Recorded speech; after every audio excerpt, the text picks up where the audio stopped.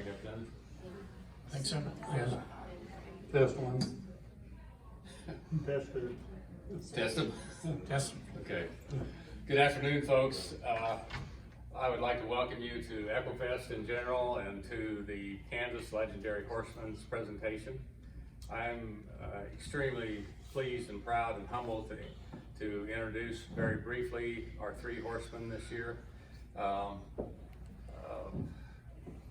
I've had the personal luxury of knowing these people a long time, some of them over 50 years, so we were just pure diaper babies at that time. So, on my left, immediate left, is Jerry Riemann from Dighton, Kansas. And Jerry's been a breeder, exhibitor, an owner of horses for a long, long time. In the middle is Dr. Stan O'Neill from Salina. Stan's now a retired veterinarian, equine practitioner, and more importantly, an exhibitor and owner of a number of world champions or horses that he qualified for world championship competition. On the far end is Mark Gratny from the Leavenworth, Kansas area. And Mark is a trainer, a breeder, a father. Some of his best offspring are probably his two daughters. So, but I've asked each of these men to give kind of a more extended introduction of themselves, and I asked them not to be humble, but to be truthful. So we're going to start off with Jerry, and we'll go across the group. Thank you, Justin. Can you hear me? Justin said, I'm Jerry Riemann from Dighton, Kansas, and I grew up around Claflin, Kansas in a purebred livestock program where we had registered hogs, cattle, and sheep, and then went to Kansas State University and was on the judging team at Kansas State University. I spent most of my life working in commercial feed yard management, and I started out there, and then in 76 or 79, I decided I didn't want to be rich or famous and bought a farm. And things were so good by 87, I went back to the feed yards. But I retired in the feed yard business in 2013, and since that time, we've expanded our farming program, and we run about 20 quarter horse mares, and right now we've got, I think, 4 or 5 older stallions around and a couple younger ones. Most of them are old, 15, 20, 21. So that's the reason we have so many right now. We got some younger ones coming in. We'll run about 800 mama cows and use our horses in that program. Got a son-in-law and a grandson in the program with us, and some other people. But as far as the horses are concerned, I did not grow up in the horse business. Really took a liking to them as I got involved in the feed yard business. I have ridden a lot. I am not a horse trainer. I can bring the milk cow in if she cooperates a little bit, but I'm not a horse trainer like these fellows. I'm intrigued with animal breeding, and we started in the quarter horse business in '74, and we've been very lucky in that we've raised horses with, I think, 5 world champions, I think, and a horse that sired a world champion. And we raised a horse that was High Point performance horse in Europe for 2 years, sold a stud to Parker Ranch in Hawaii. We've raised a lot of nice horses, ranch type horses that went to be used in a ranch setting, or a lot of them were just companion animals for people that participated in horse shows, and they were part of the family kind of horses. But we tried to focus on raising horses that most people could get along with, temperament-wise, horses that had some ability and then a little bit of looks. Jerry was pretty humble, so I'm hoping that Stan will do a little better bringing out the truth. Well, I appreciate Jerry referring to us as trainers. I am not a trainer, nor do I claim to be. Mark would be the trainer of this group. I was born and raised at Winfield, Kansas. My dad was a farmer, and we raised mostly grain and then had a few beef cows. I remember the last thing that I remember about his horses is that he had a pair of 3-year-olds that were unbroke, and I remember them being down in the barn, and then he got rid of them. We had several sets of harness hanging in the barn, but he said when he started farming with the tractor, he didn't want to farm with horses anymore, and had an uncle, a couple of uncles, that one farmed with horses, one farmed with mules, so there was that connection there. Then on the other side, I had my dad's best friend farmed with mules, so he got all the horse or equine farming that he wanted. I was horse crazy from the very start. My cousins had some ponies, and I envied that. And every time we spent a lot of time there, and that was my main thing, was to mess with the horses and the ponies. Finally, when I was in the first grade, my dad bought me an old half-draft neighbor's horse that, I don't know, he was 18 or 20 years old. He was about half spoiled, I think. He was broke to drive. And we still had some single horse farm machinery around. We had some garden area there. And so my dad was going to use him to plow the garden. He was going to use him to furrow, to plant things. And then his plans were to use the plow to unearth the potatoes and so forth. But old Bill, he would balk, and he'd drive double, but he wouldn't drive single. Well, we found out that if I rode him, then he'd pull. So I had to sit and hang on to the reins, and I rode him, and we pulled those whatever implement there was behind. So that was my first horse ownership. I can't even to this day remember what happened to Bill. We sold him, I think, to another neighbor. But then I did one of the silly things, one of the biggest mistakes that people make. A friend up the road had a 2-year-old.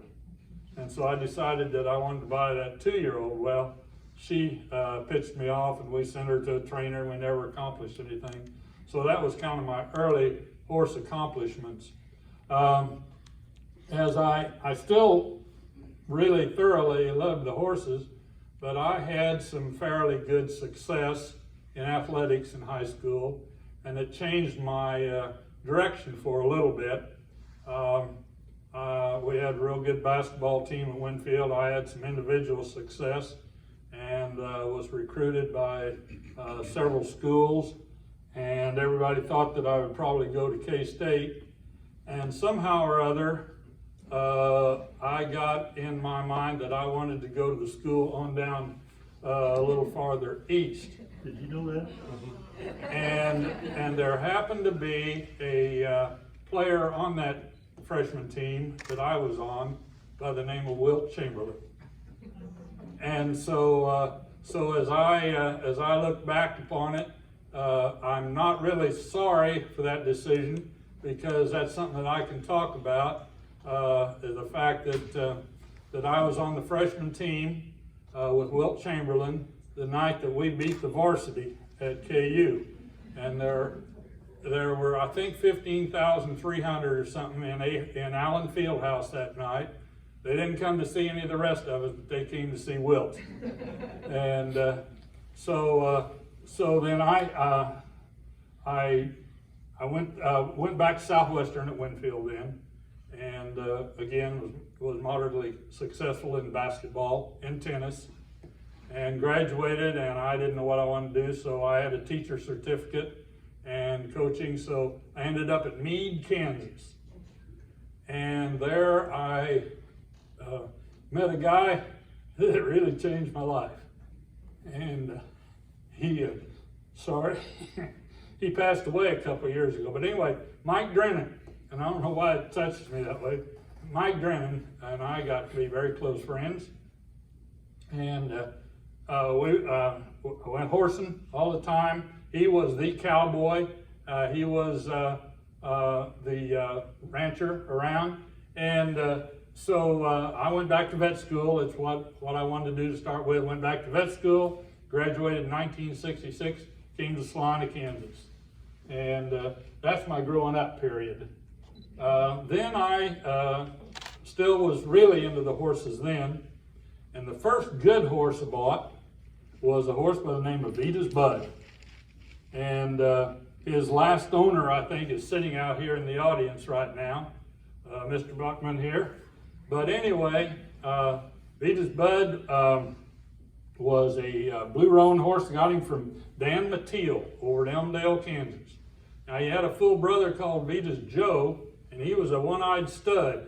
And he was one of the real good using horses in the country, so I'm told. He ended up at Bennington, Kansas, up here at the Wolf Brothers.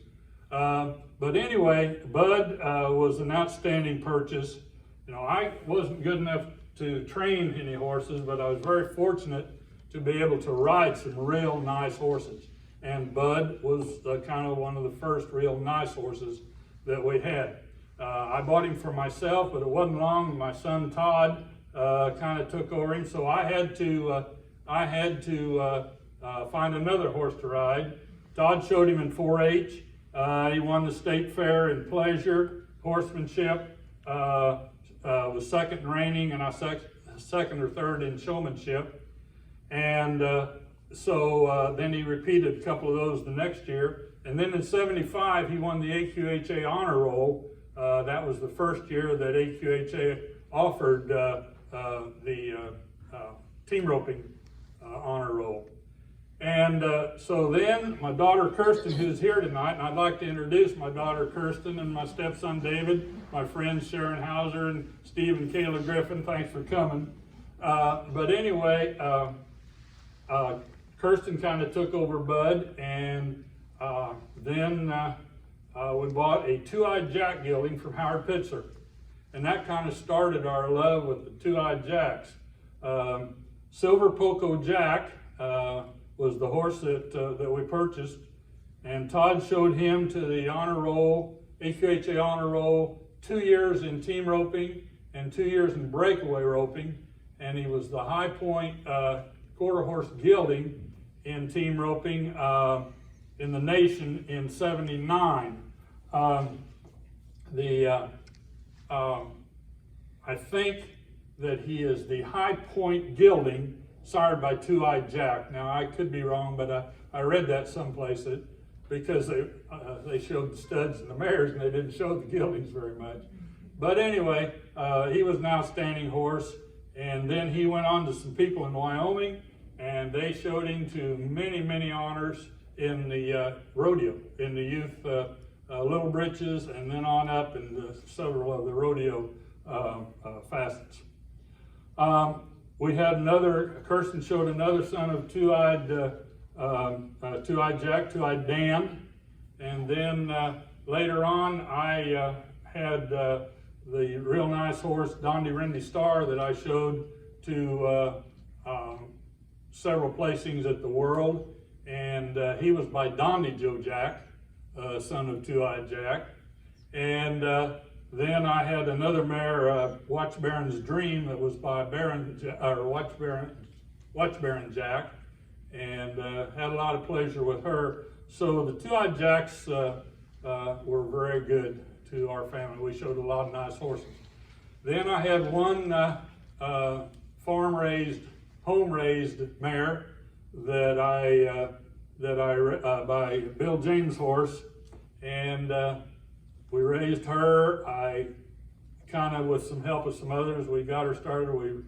I showed her a lot, mostly healing. She had a lot of quirks about her, but I had a lot of fun with her, and took her to a lot of shows at the Sun Circuit in Arizona. That's when the select division was just kind of starting, and had some real success with her, and was fortunate enough to win the world in healing in 2007 on her. So those are kind of some of my horse accomplishments, and I didn't train very many any horses, but you know, it takes a little skill to keep a good horse going, and so I guess I was able to do that, but I was able to ride some real nice horses. Okay. Thank you, Sam. Mark, you wanna? I was born and raised in the outskirts of Kansas City. And there, my folks weren't really involved in the horses, but my grandparents were, and my uncle. And they were real active in what was then called the Rodeo Kids. And it was a group of kids that performed in at rodeos, and American Royal was the big one that we always went to, and did trick riding and trick roping, and they had games that those kids would play. And so that was really, I've had ponies ever since I was very, very little because of my grandfather. And so we've used them, and then we had cattle. He had some cattle, and we used the horses for the cattle. As I went to high school, then I went on to K-State, and that was because I had to, because if you didn't, you ended up in Vietnam. And so in K-State, I started out in engineering, actually, and then I didn't care for it, and I moved on to the animal science, and I actually graduated with a degree in feedlot management. However, when I got out, feedlots weren't doing so good, and I had a stench in the Army I needed to take care of. And I'd been in ROTC through college, and so I was in officers basic training, and they said, we don't need any more lieutenants, go back and join the reserves. So I did, and when I did come back, I got married, and to my wife, who I met at the K-State horse show. Horses have been very active in our business. So she got accepted to the vet school. I actually worked for Orville Burtis for 2 years, and managed he had a ranch in Oldsburg, Kansas, about 350 mama cows. And but on the side, I was training horses, still kept horses, had a cutting horse, and I was active in some of the cutting. And then I had some paint horses, and we decided after she got out of vet school to move back to Leavenworth. And so that would have been in '75, and we've been there ever since, and raising and training horses. I first got active in the Quarter Horse Association. Denny Hassett lived not too far away, and he was one of my wife's clients, and he moved to western Kansas, and he left some horses for me, and I stood stud and had some of his youth riders, and that's how I got involved in the youth part of the AKHA. Served as president on the Kansas Quarter Horse Association, and we built up a number of mares, and stood as many as 5 studs to the public, and raised horses that have done anything from jumping to dressage, roping, a lot of cow horses, and a lot of horses that have been in the reining. We've also been involved now. Our big thing now is the Corsa Ranch riding. This is basically what we've done. Good. Anybody come with you today? They did, my wife and my daughter. Okay. Stan, you mentioned Mike Gratny as being maybe a mentor or a person that helped you. I'm gonna ask you if there's anyone else, and then Mark has mentioned Denny Hassett, but Jerry didn't tell us if he had any mentors in the horse industry. So Stan, Mark, and Jerry, you wanna address any role models or mentors that you might have appreciated? Well, Mike in the horse world was certainly a huge influence for me.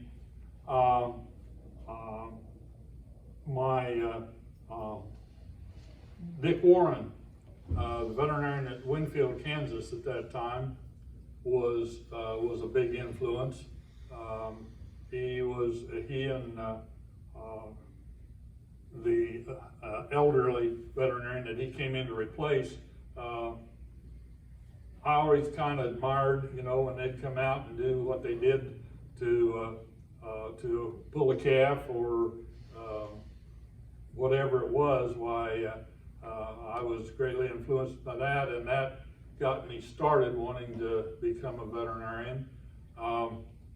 There was a little old gentleman at Dexter, Kansas, by the name of Blaine Adams, J. Blaine Adams, and he was probably, I got to know him when I was probably in grade school in 4-H, showing steers and so forth, and he always brought some Hereford cattle in. And he was a little old fella, about 5'4", I don't know, and he was bow-legged, and he was a true, he rode grade horses, but he could make one cow, and he could, did all of it. He just had 2 or 3 quarter section pastures, and he'd do things. Well, I ended up going out to his place a lot, and he influenced me a lot along the horses, and then his son was a veterinarian. So there was a big influence there. One day I was looking for 4-H calves, and so Blaine said, yeah, that he had a calf down there. My dad and I drove down in our pickup, and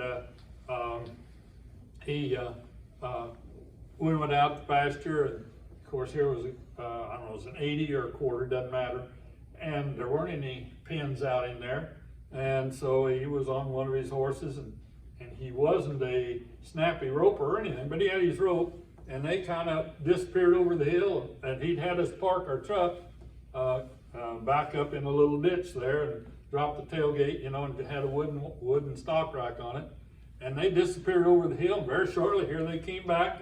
The calf was leading him, he was on the rope, and he kind of drove him up and tangled him up, and we loaded him in the pickup, and that's how we caught my 4-H calf out in the pasture. So that, he was a very influential man.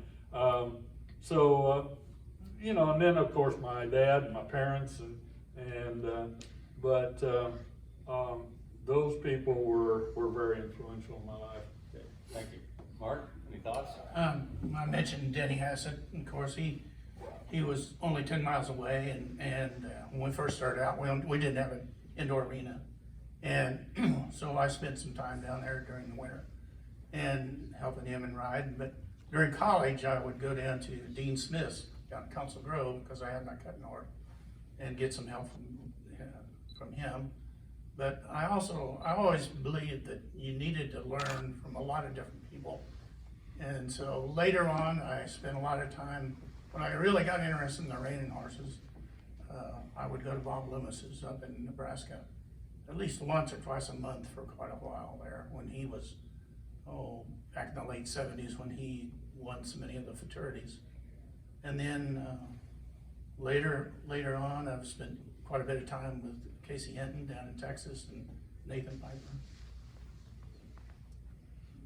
Jerry, anybody help you advice-wise or mentorship? Yeah, you know, my folks were very influential and provided a lot of encouragement as I was growing up.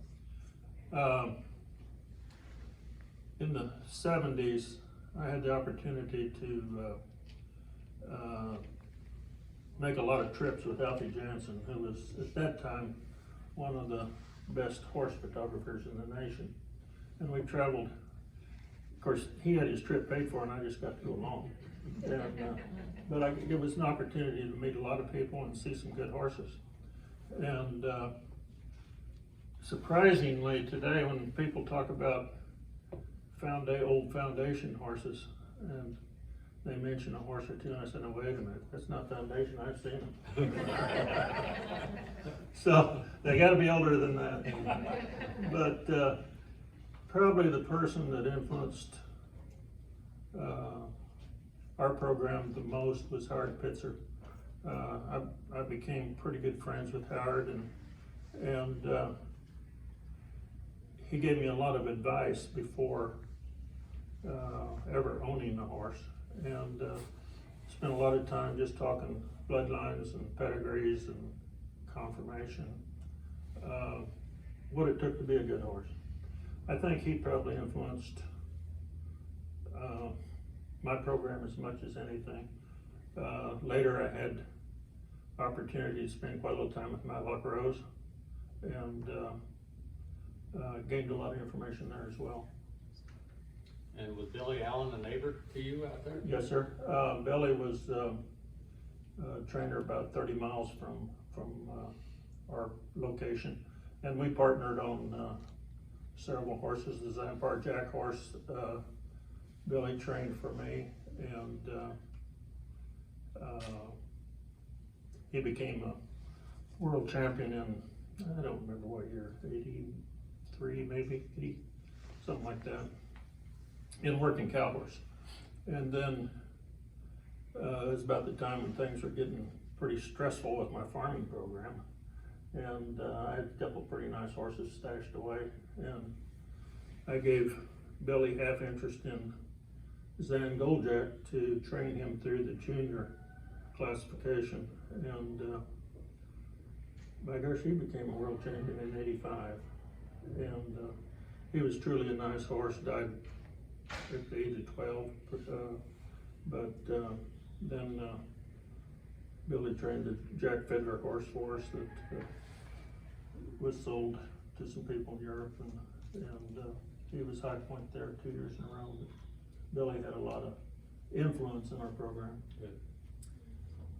I believe all three of these men have been involved with organized horse association, Kansas Quarter Horse, Kansas Reiners, not sure what all, but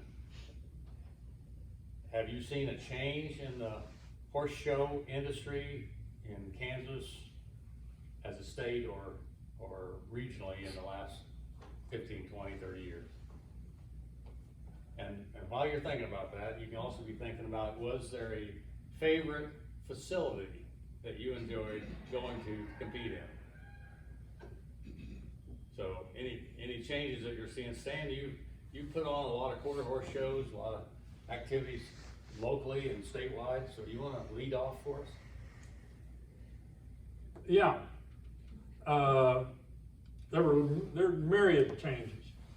Quarter horse shows used to be A, B, C, and D.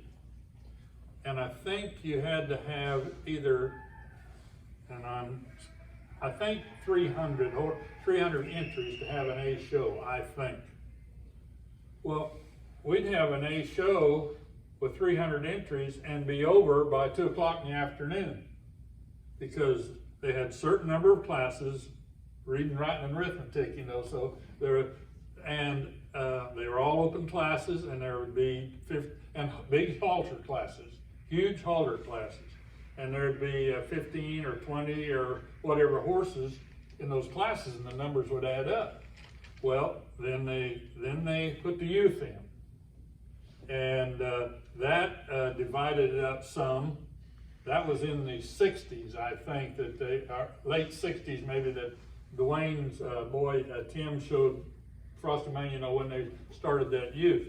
But anyway, so the shows, as far as management and everything, where we used to have an A show with 300 entries and 18 or 19 or 20 classes, now we have 70 or 80 or 90 classes to get 300 entries, and we run from 6 o'clock in the morning till 10 o'clock at night.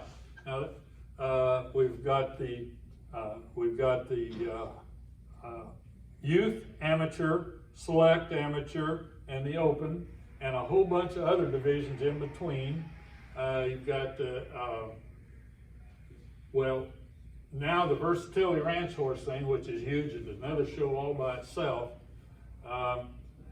we used to have huge roping shows here in Kansas.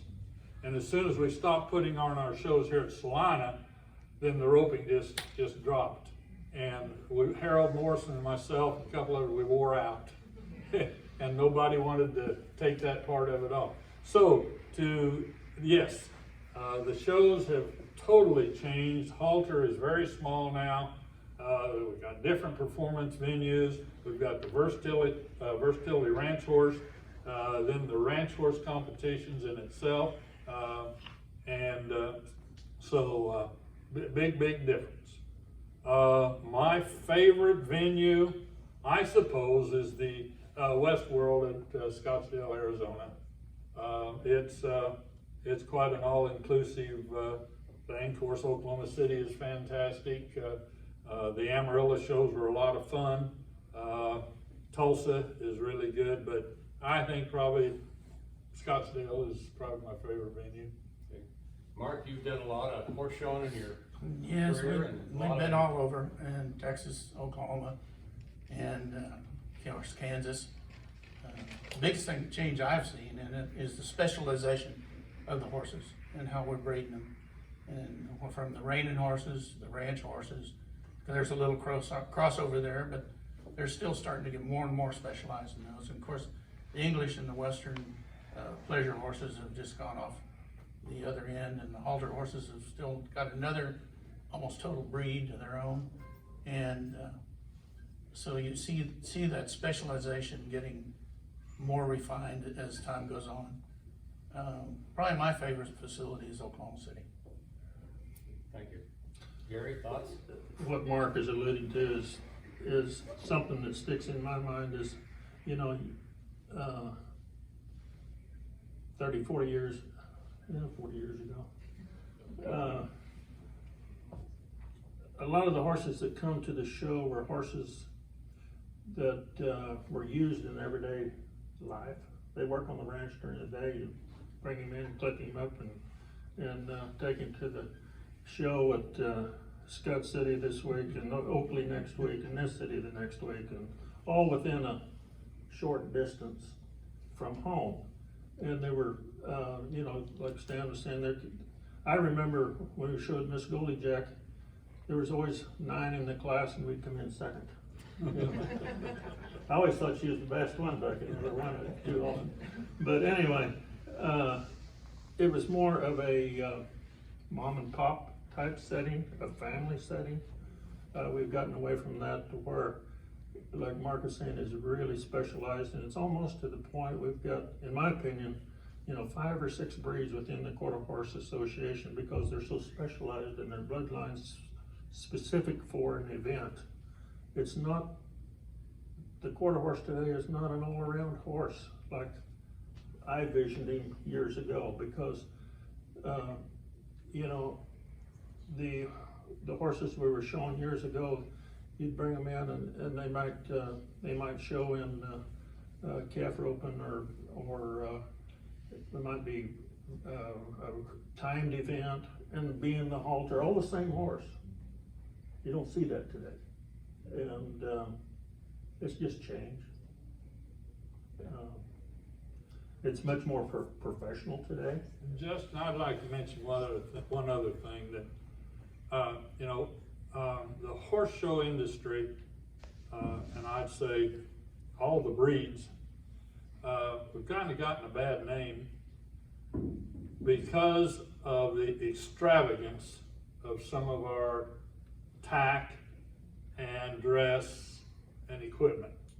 We used to come in with a used saddle that we rode yesterday out working some cattle. Now we throw it on, we ride youth and amateur. They can't come in the arena without a silver mounted saddle that's worth several $1,000s. We got silver mounted headstalls. We've got places that sell blouses for the equitation girls that may be $400, $500, $600 for a blouse. Extravagant attire, and I think that has really changed. And Kelly may say, heck, that's cheap for a blouse, I don't know. That's cheap. But that's cheap, Mark's gonna say, but you get my point. It is impossible in some, but it's, if you're riding a good horse, there's still judges that'll look at you. But that part has really changed. Yes. So, Mark, I believe you coach some amateur and some youth. Do you wanna leapfrog on where Stan is, the pathway he sends down? Yes, just my clientele right now is amateur ladies that want to do the ranch riding and primarily want to do that because of what Stan's talking about. And they're kind of tired of, some of these ladies have bought really good reining horses and they're tired of running them so fast every weekend. Their bodies and the horses' bodies can't take it. And so we switched over to the ranch riding because it's a little more laid back, a little less investment in equipment. We can go to 1 or 2 shows and pretty much wear them out for the month and then go on. It's not, I mean, I can remember one year we went to 80 shows in the year, and we were at paint shows and quarter horse shows, and we just don't do that anymore. We're gonna continue to jump back in time, but I'm gonna ask these guys what their first new pickup and or trailer might have cost them. If they can remember that. I can remember mine. It was in 1965 and it was $2,100. It was a plain Jane, but it ran real well. I think I bought a 75 for 3,400. I bought I practiced out of a car the first 3 years that I came here to Salina, and then I bought a pickup, and my pickup was $3,000, and then I bought, with that I put on a Bowie, which is one of the brands of the vet bodies. I put on a chassis mounted Bowie, and that was $3,500, I think. So now the vet equipment it's up, you know, it's $10,000 or $12,000 or more. But anyway, and trucks are 60 or 70 or whatever you want to put in them. But my first truck cost $3,000 and my body cost $35,000.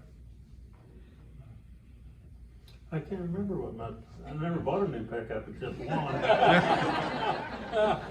But I remember selling the Colt for $10,000 one time and went and bought a new pickup and it cost me $9,600. And but I'm younger than you.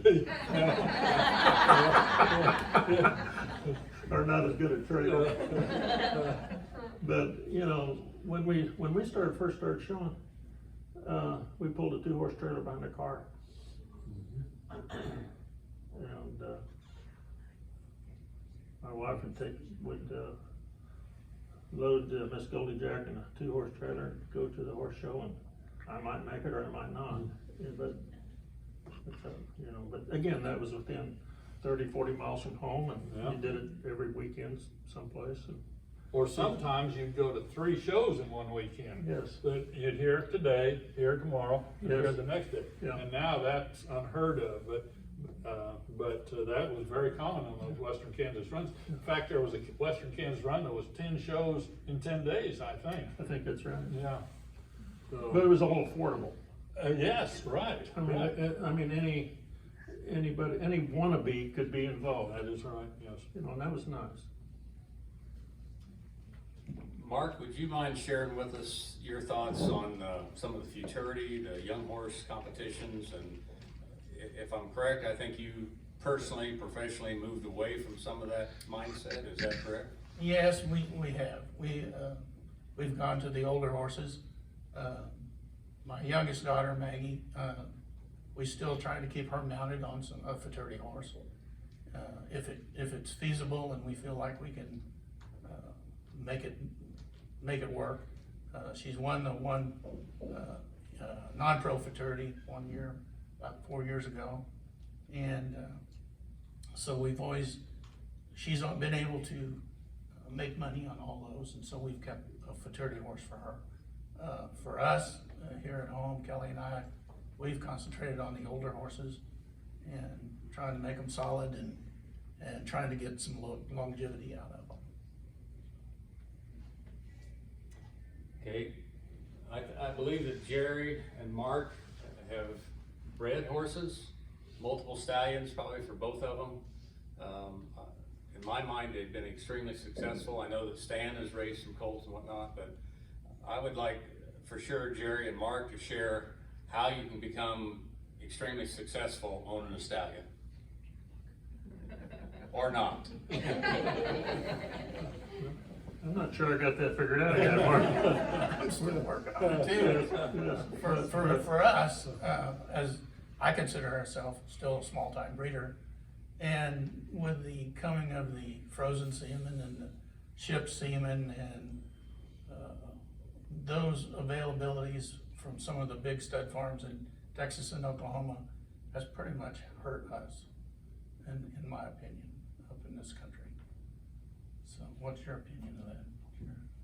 Well, you know, the breeding business is a total different segment of the horse business. I mean, it's got different demands. You're trying to be a geneticist, and somebody that's wanting to enter that phase of the business, I think first should do a lot of research and talk to a lot of people in terms of what approach should I take, and form an opinion as to form an opinion by themselves as to do I want the running horse, or do I want the cutting horse, or do I want the reining horse, and focus on that, and then who in that phase of the business do I align with to help advise me that I can trust. And I guess I would caution anybody entering that phase of it to be careful of your initial investments. And there are a lot of good horses, and there's a lot of nice horses that can be bought at a reasonable price to where you get them on the ground floor, and if it doesn't work, you're not losing the farm. You still got to focus on bloodlines, and I think families within those bloodlines that are prepotent, and I think you really got to focus on the mare side of a breeding program. But ease into it and then grow. Don't go out and spend $100,000 for a nice stud horse as a rookie and anticipate to get a good return on your investment, because I don't think it's going to happen. And I don't mean to be discouraging, but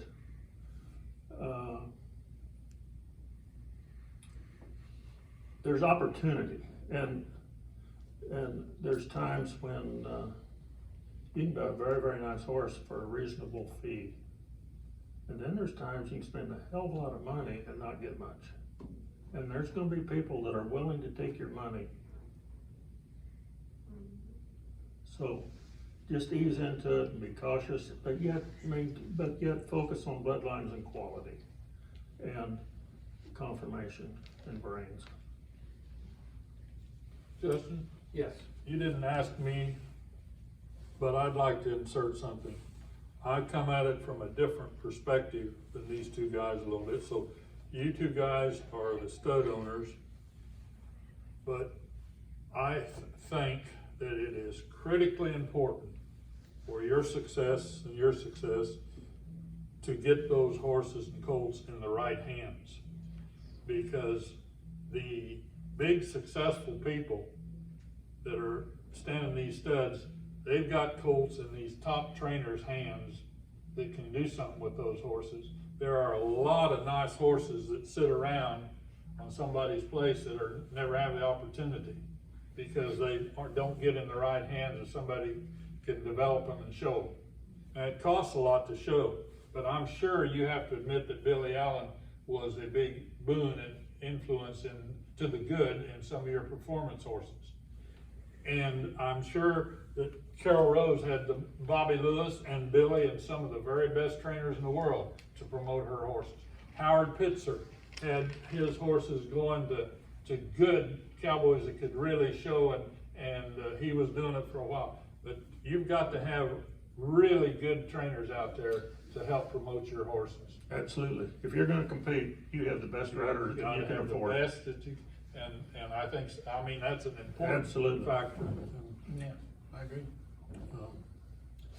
Because if you get into tough competition, and Stan's riding my horse, and JD Eighth is riding Mine? yours, and it's a toss-up, we're gonna be second, Stan. That's right. That's a fact. That's a fact. And maybe even have the best horse. But that's just the way it's played. Yeah. And what you said is absolutely true. You gotta have the best pilot. The best pilots.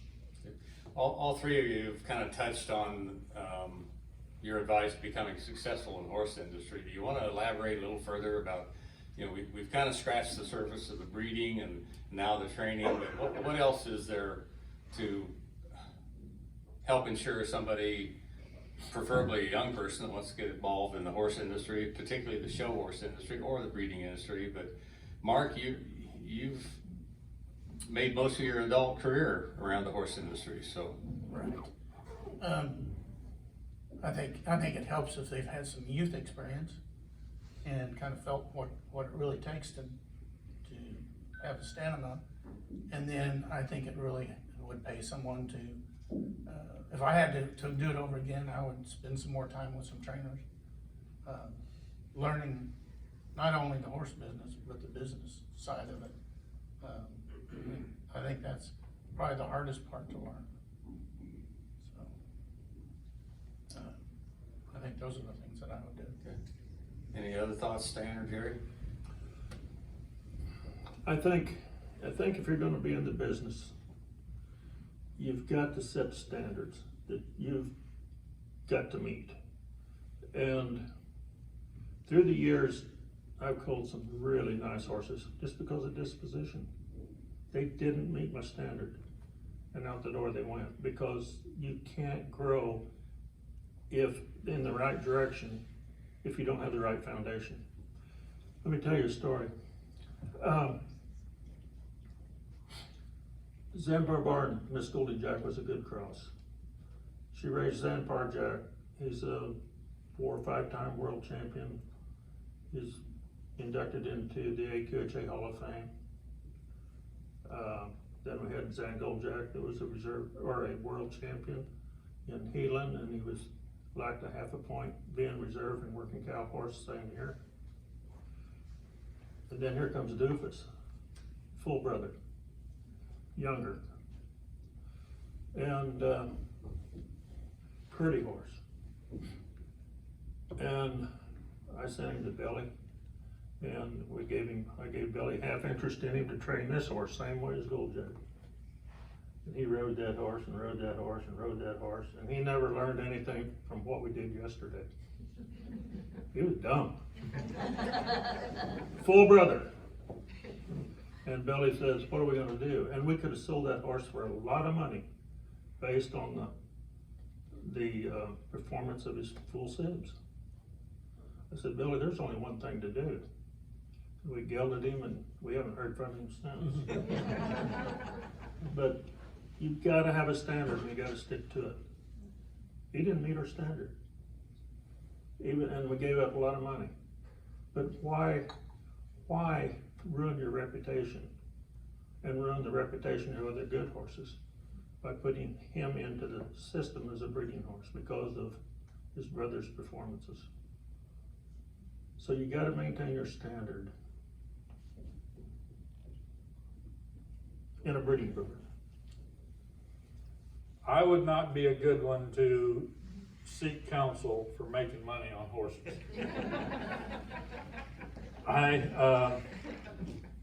I knew how to get a good horse. I kind of knew how to find one and get one. And we had pretty good success at keeping them a good horse, but we didn't sell them for any profit. We enjoyed them, we used them, and if I did buy a horse to trade on, why, maybe I made a few bucks, but it didn't anywhere come close to covering expenses for something else, you know. So as far as the business, my connections and through my veterinary medicine and things like that, maybe that had some influence, but I would not be one to advise on depending on making a living with my horses. I think you just gave some good advice. Well, I think that's a fact. I think that's true for most people. We see these horse sales and you see these geldings, $10,000, $15,000, $20,000 geldings go through. You think, hey, I want some of that. Mm-hmm. But unless you're the trainer and you're doing the work yourself, a lot of those horses are money losers. And don't forget that. And people that are on the outside looking in or wanting to get started, they see that money and think, hey, man, this is a lucrative deal. I'm gonna buy this prospect, get somebody to get Mark to train him. And by the time you're done, you've got so much in him. Yep. And I'm not saying Mark is getting rich, it's just the system. Maybe he is, Sam. You buy enough grain to know what it costs to feed one of them. Well, yeah, that's what I mean. But you gotta do a lot of the work yourself and work pretty cheap a lot of times. Cause it takes time. And then a breeding program, you know, you talk about a long range deal. Yeah.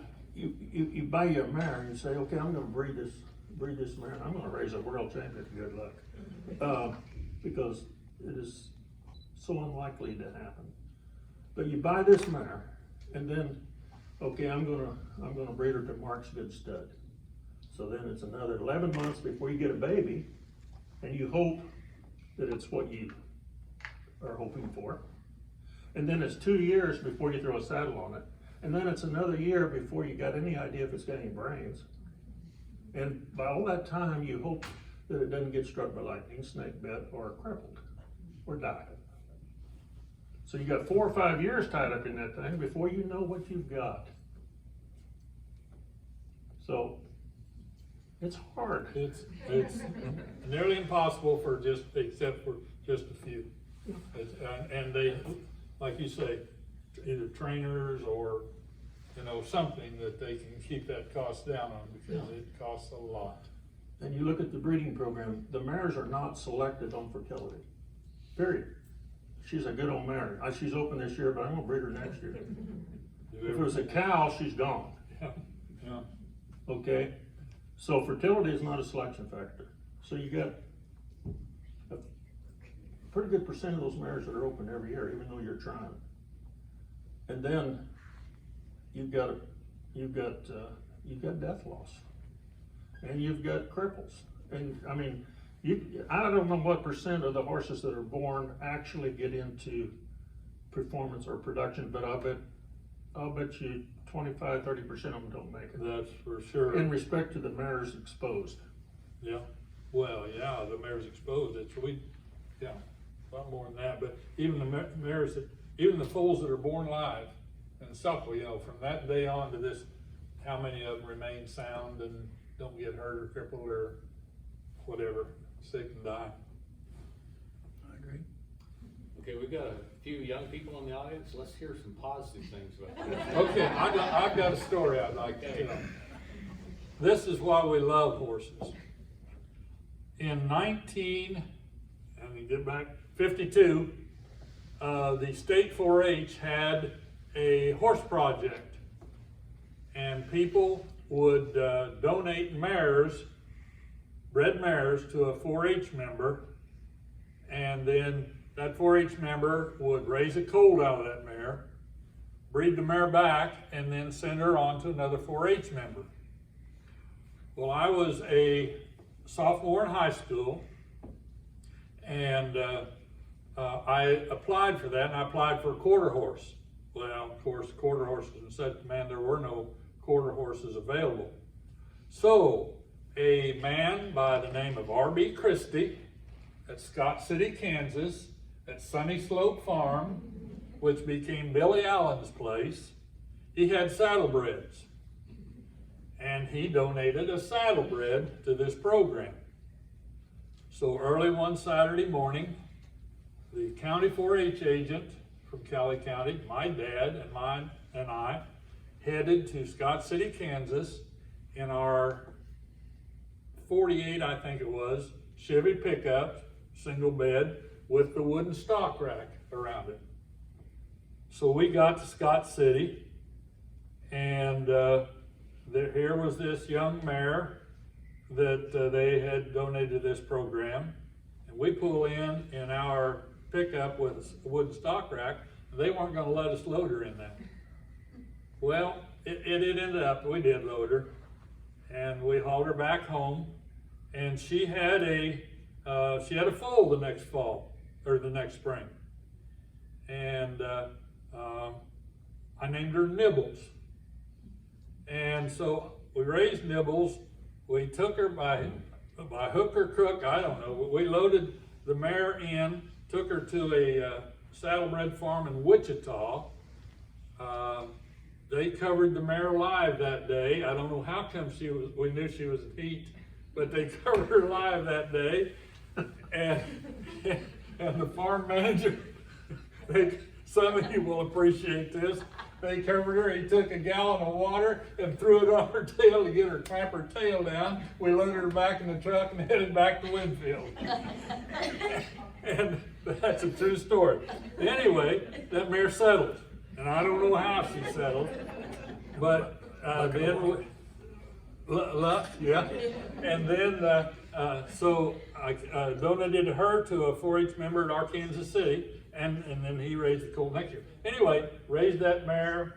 She was a member of our family till she died. I broke her. She was a saddlebred, but I broke her as a quarter horse. I roped calves on her. I worked cattle on her. I broke her to drive.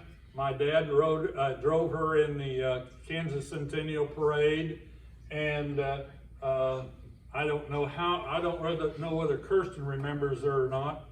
But anyway, she lived out her life there at Winfield, and stories like that, these young kids, and I don't see too many, but that's why people love the horses. One reason. You know, I don't mean to be so negative in terms of the business. You got the take-home message, the gallon of water. That's right. Yeah. That's right. Have you ever seen that done, Justin? We did it in Kentucky. That That's was not done in Kentucky. that back in those days, that was done. But I think people can make money in horses with the right approach, and the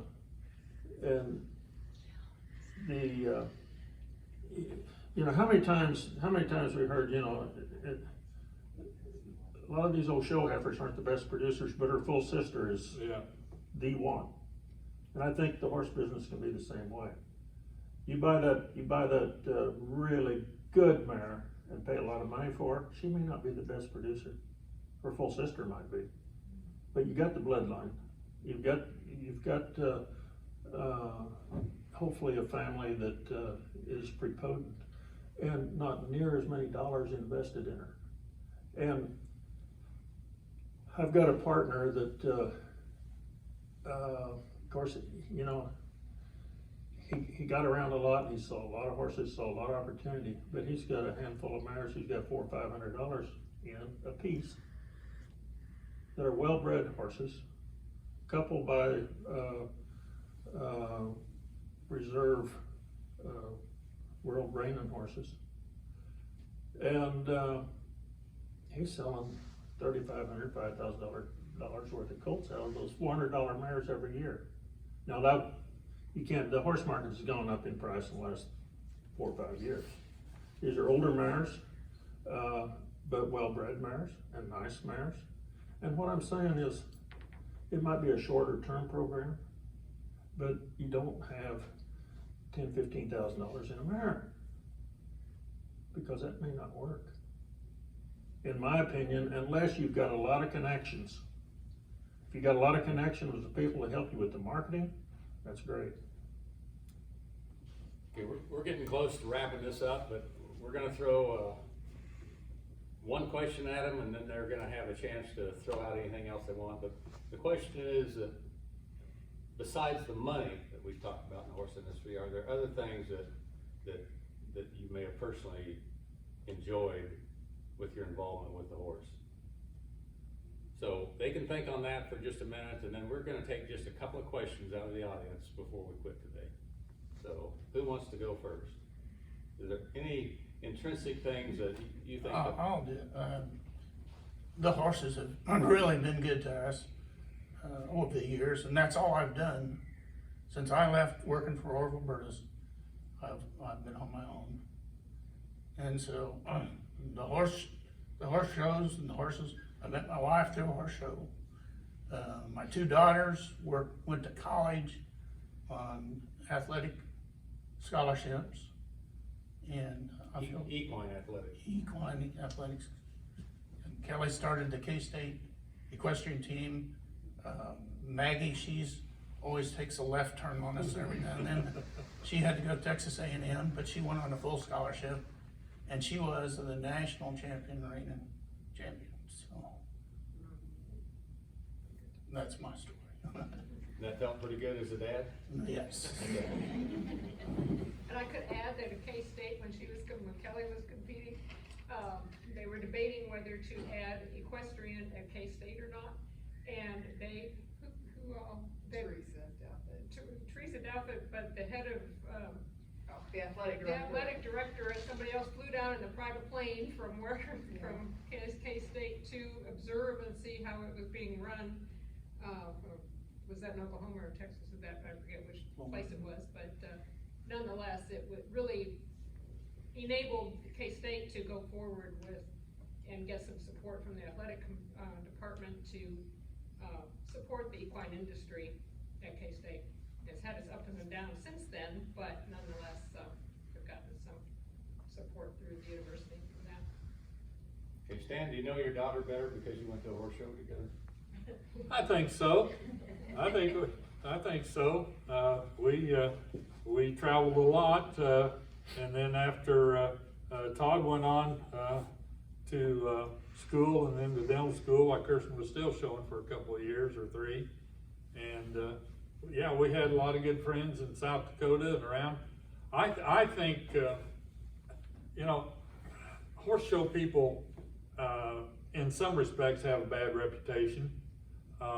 And other respects, why they're not. The really true people can be very good friends. You've got friends all over the country from that. I know I truly enjoy, I went to Arizona for 20 years or more, and the very top ropers would come to the Arizona Sun Circuit either to help or, you get a privilege. Mike would line us up with some people down there to rope with, and there are a whole lot of ropers through the years that are roping on television that I had the privilege of roping with. Matt Sherwood being one of them, just now qualified for the Dakota AT&T. He's a 2-time world champion header, but here he is going as a heeler. Well, through one of his friends, he roped for me at a couple of the Arizona circuits. He probably doesn't remember me. He would, but still, I can see him rope and think, hey, he roped both ends for me, and things like that. So I have a lot of good friends across the country that I enjoy thinking about, and there are a lot of good people that come to these horse shows. Jerry, any thoughts? Well, the horse serves a lot of things besides just the financial environment. I spent my life as a cattle feeder, pretty stressful environment, broke 2 or 3 times in my life, depending on the day. And, if you're a cattle feeder, how successful you are depends on when you die. They're gonna be up and down. But, they provide a lot of therapy. And, I can, the horses do. And, you know, if I need some relief from stress, all I gotta do is go to the pasture and just think about, what she had, what she's gonna have, what am I gonna do next time? And, my wife wonders why I need so much therapy at times because of the number of horses I got, but, it's a relief. And I mean, it's gratifying to go out and see accomplishment in terms of a particular mating that we're thinking about, and it worked. Hey, that's fun. And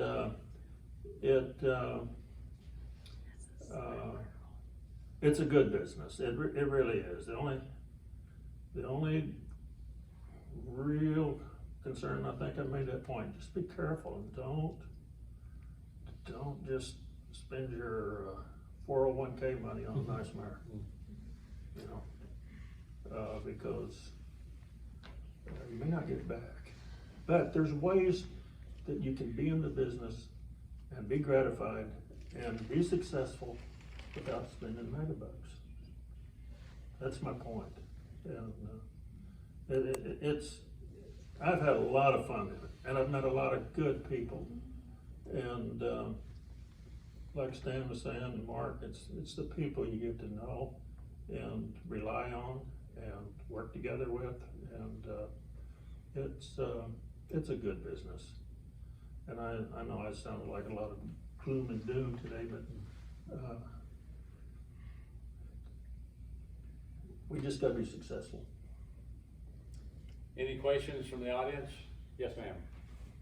It has been a pleasure to listen to you all speak today, because it's been when you grow up with horses, it's kind of a privilege to say that you've ever owned a really good one. And when you can look at a gentleman like Mark Gratny up here and say, you know, somehow I ended up with a horse, and my parents said, what are we gonna do with this? And I said, you need to learn how to ride it. So we found Mark Gratny. And in return, he taught me how to ride, and actually Dr. Gratny probably spent a lot of time teaching me how to ride, and in turn gave me a job, and then I learned about her business. And so by having a horse, getting to be trained, having parents smart enough to go, you better learn how to do this, and then being a part of that family, and then my best friend and I would show horses together, and how this whole dynamic comes together, and you say, thank you, Mark, and thank you, Dr. Gratny, and getting to watch Kelly, you know, being at your baby shower and all this, and then having some of my best friends in the world that I've got along the way because of that one, you know, stupid sale barn horse, I ended up with a decent horse. It's just a cool progression, and thank you for reminding me about that, because that's pretty cool. So, thank you. Anyone else? Let's give them another hand for sharing.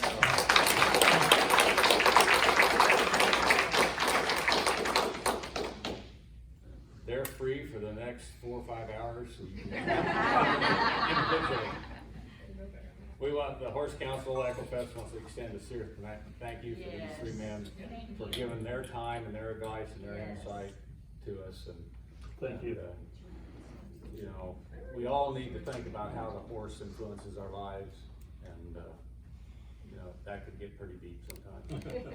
Thank you all for being here. Good job.